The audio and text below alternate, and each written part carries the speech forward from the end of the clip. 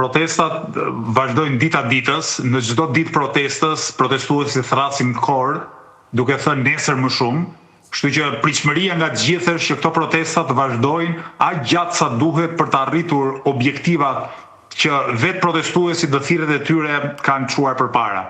Kërkohet anulimi i projekteve që shkatërrojnë natyrën dhe në përkëmbim të drejtat e pronës së qytetarëve shqiptarë, si ai i Zvërnecit, po jo i Zvërnecit ka probleme në rjolle kudo tjetër nëpër Shqipëri. Kërkohet nga ana tjetër dorëheqja e qeverisë për shkak të ndërtimit një sistemi funde krye kleptokratik të kapur nga oligarkët, efekti i cilit është ajo çfarë po ndodh këto kohë në Zvërnec, dhe po ashtu qytetarët në protestë ku kërkojnë institucioneve të drejtësisë që të çojnë në burg drejtuesit kryesor të sistemit politik Shqipëri, kryeministin Rama dhe kryetarin e Partisë Demokratike Sali Berisha. Kështu që sa kohë këto kërkesa ende nuk janë realizuar, unë besoj se qytetarët do të kenë vullnetin edhe gatishmërinë për të çuar përpara një proces që më lejoni ta quaj historik protestash. Në Shqipëri nuk ka pasur më parë protesta kaq të mëdha që nuk janë nisur nga një parti politike dhe protesta njëkohësisht që kanë kërkesa kaq të forta politike pa qenë protesta partijake. Se Sali Berisha dhe Edi Rama, kur vjen puna tek marrëdhënia me oligarkët vendas dhe huaj janë një, sepse kanë të njëjtat interesa ekonomike. U shërbejnë një të oligark, marrin para për të financuar partitë e tyre nga të njëjtët oligark. Bëjnë llogari gjeopartijake, le ta quajmë kështu, me të njëjtët faktorë. Kështu që nuk është fare çuditshme që Edi Rama dhe Sali Berisha të jenë në të njëjtin front dhe të kenë gjithë shoqërinë kundër. Tani, unë nuk e di se deri kur do të rezistojë Rama, një kryeminist tjetër në vend të Ramës do e kishte dhënë tashmë dorëheqjen. Pra, përfiloni një moment sikur në vend të Ramës ne të kishim një kryeminist, një njeri që nuk ishte i dyshuar apo i akuzuar seriozisht për korrupsion, i cili kishte një ide, si puna e kësaj Zvërnecit.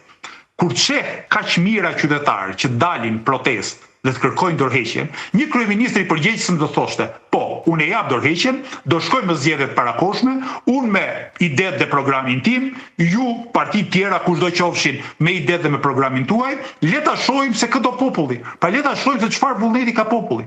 Mirë, po Edi Rama sot është shumë i dobët për ta bërë diçka të tillë. E di që nëse jep dorëheqjen, partia e tij do të humbë keqazi në zgjedhjet e parakoshme, kështu që është i kapur mbas pushtetit me thonjë për të mos e lëshuar. U bë kaq i bujshëm në Zvërnet sepse pati organizim dhe pati përplasje dhe pati një investim nga oligark vendas dhe të huaj që e solli këtë çështje në vëmendjen e gjithë opinionit publik. Unë kur të mbaroj diskutimin me ju do nisem për protestë dhe në 2 qytetar apo 3 të parë që do takoj në rrugë, njëri prej tyre me siguri do mankohet, siç ndodh për ditë për çështjen e pronës. Pra, ata që kanë pas pushtetin në Shqipëri, kanë bërë një lëmsh aq të madh me pronësinë, me kufinë e pronësisë, me identitetin e pronarëve, saqë kjo është një nga problemet më të mëdha që me cilën ballafaqohet Shqipëria sot.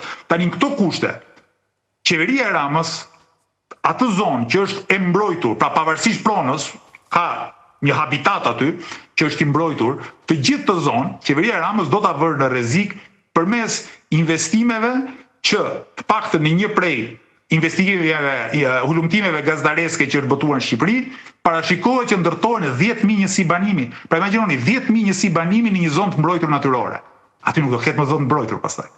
Aty do ketë vend as për ekosistem, as për flamingo, as për gjë fare. Dhe jo vetëm kaq, pa ato plazha të bukura do të shndërrohen në zona ekskluzive ku shqiptari thjesht do ketë pamundur me gardh, do ketë i gardh për tu futur aty.